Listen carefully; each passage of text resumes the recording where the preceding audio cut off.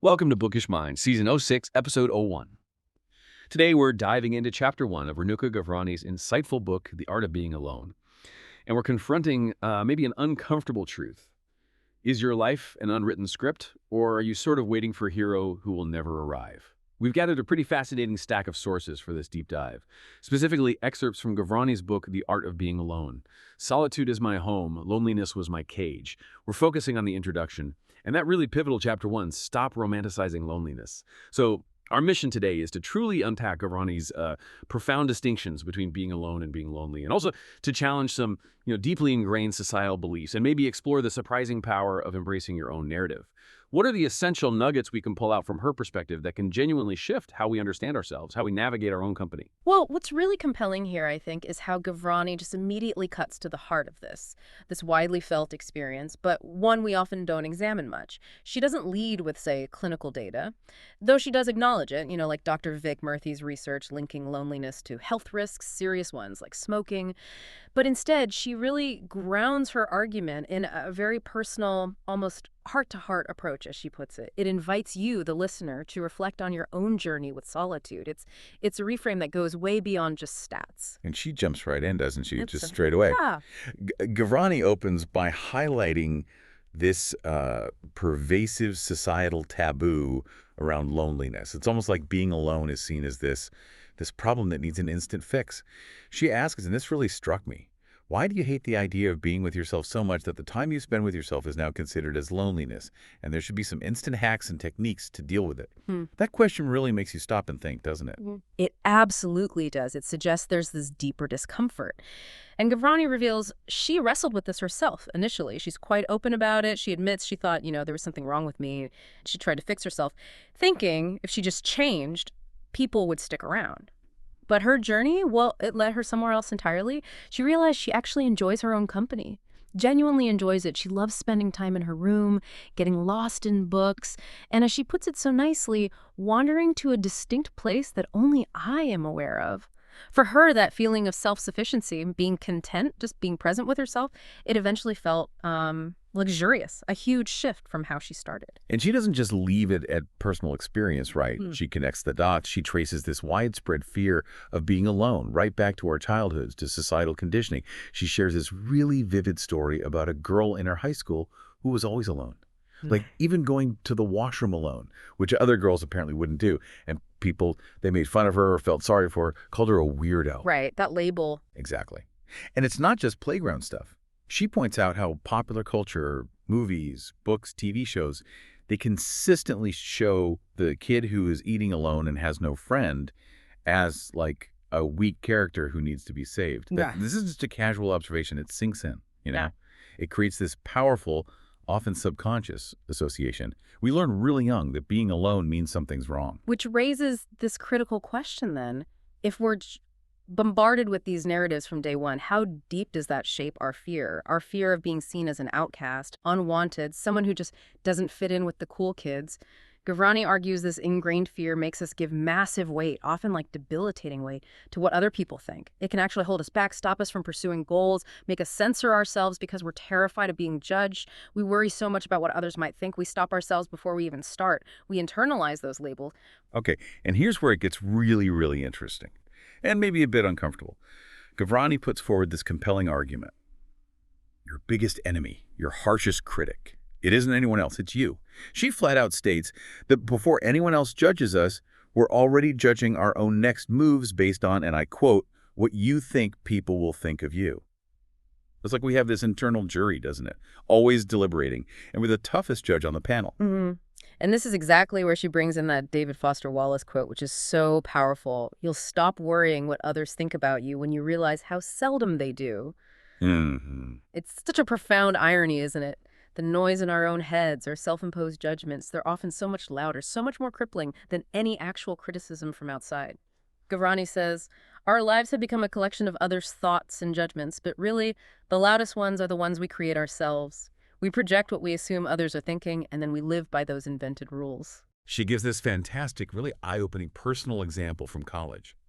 Apparently, she didn't have close friends for like 5 months after a fight. 0 close friends.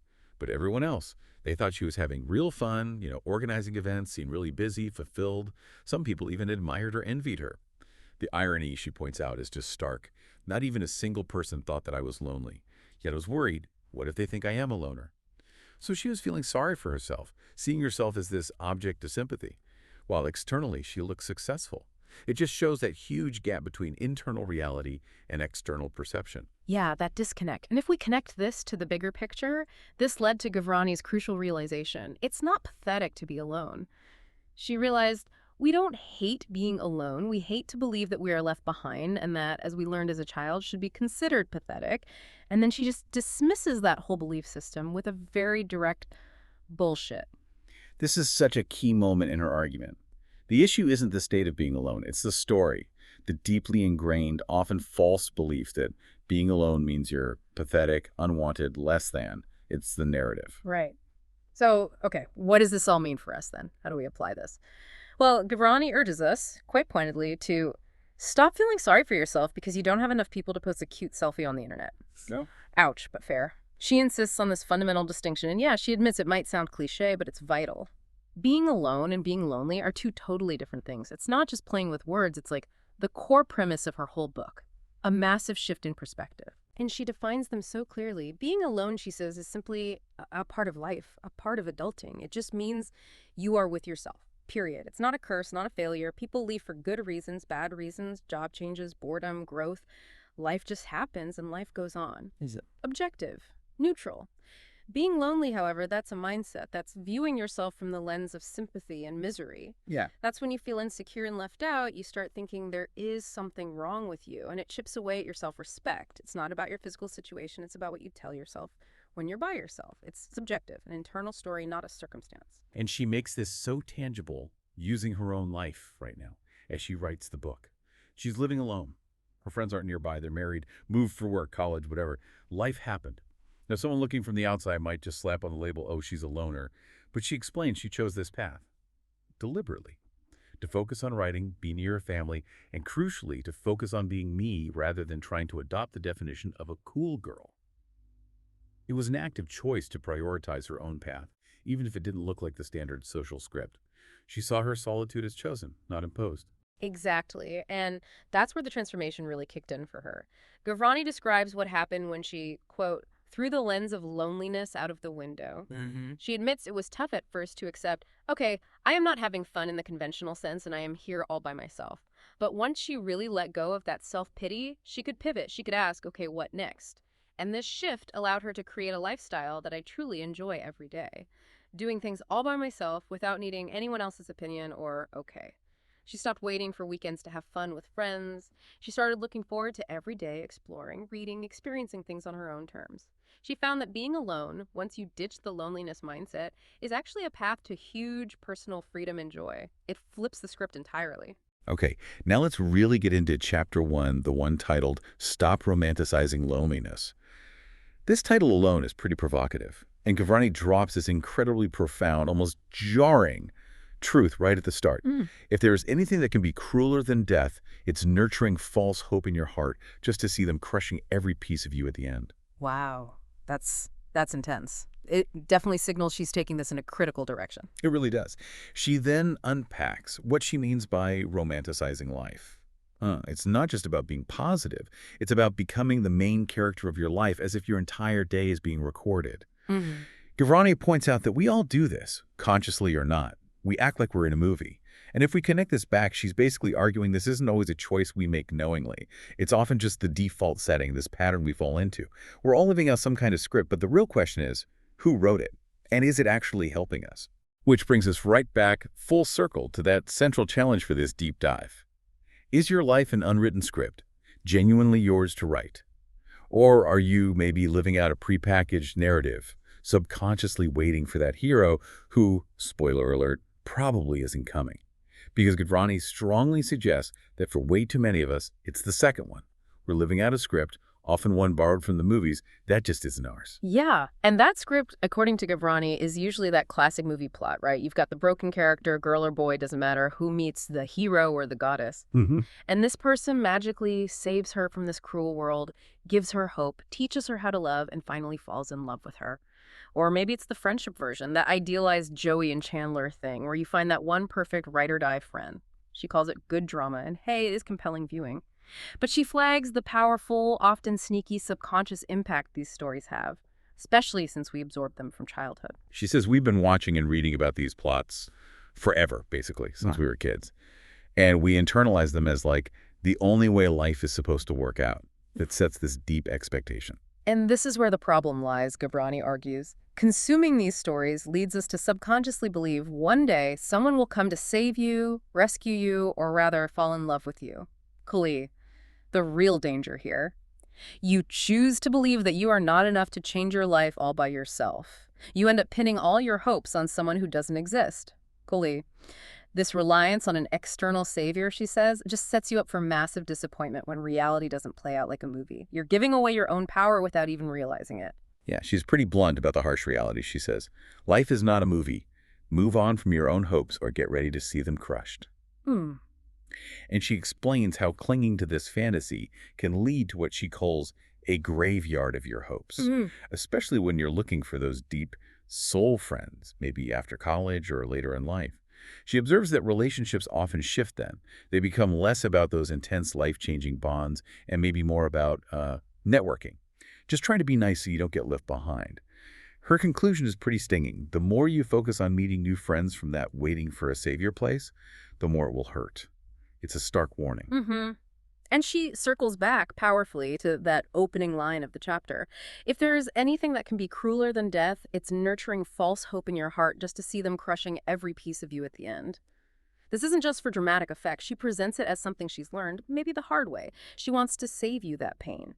It's a really strong caution against living in Fantasyland, especially when it means abdicating your own agency. Okay, so if this whole waiting for a hero complex is so damaging, what's the alternative? What's the empowering path forward according to Gavrani? Well, her answer is crystal clear. It fits the whole paradigm.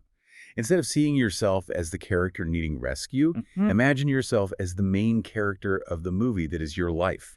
You're not waiting for casting. You are the lead. And what's so transformative about this perspective, Gavrani emphasizes, is that a movie like your life hasn't been made yet, and a book like your life hasn't been written yet. Oh. That's not just pretty language. It's a direct call to action. It means you hold the creative freedom in your hands to write it as you want, make it as bold and wild as you want, keep it as long as you can. And crucially, make it about yourself, rather than following an old pattern that doesn't empower you. This isn't about being selfish. It's about reclaiming authorship of your own story. It's this powerful invitation to step up, define your own adventure, without needing someone else to validate you or complete you. This is where the real art of being alone begins, right? Becoming the architect of your own meaning, your own joy. Yeah, and she leaves us with this ultimate, maybe quite challenging choice. You don't want to play the role of victim in your own life. You don't want to see yourself crying for someone you never had. You don't want to victimize your character. And then she asks point blank, or do you? That question really lands, I think. It forces you to look inward and decide, what kind of protagonist do you actually want to be? Rescued damsel? Or the hero of your own journey? So we've journeyed through Renuka Gavrani's really powerful insights from The Art of Being Alone. We've unpacked that key difference between being alone and feeling lonely, looked at the societal pressure shaping our fears, and really confronted that tempting but ultimately damaging narrative of waiting for a hero. It's quite a profound call to reevaluate some very deep assumptions we might hold about connection, solitude, and our own self-worth. Absolutely. This whole deep dive really challenges us, doesn't it? To consider, if that hero isn't riding in on a white horse, then who is left to write your story? And what does it genuinely mean to grab that creative freedom, to write a script for your life that's bold, maybe a bit wild, even if taking that lead role feels, well, a little scary at first? It's about realizing that the most compelling story you can possibly live is the one you actually author yourself. Thank you for joining us on this deep dive. We really hope this exploration gives you something powerful to reflect on as you continue to navigate your own unique, unwritten script, and maybe discover the truly extraordinary story you are capable of creating.